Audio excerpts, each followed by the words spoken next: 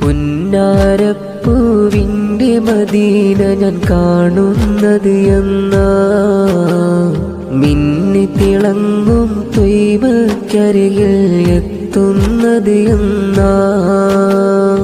ആവതനം കാണാനീ പാവി അവിടെ വന്നോട്ടേ, പുന്നാരപ്പു റസൂലുള്ളാന്റെ ചാരയിരുന്നോട്ടേ.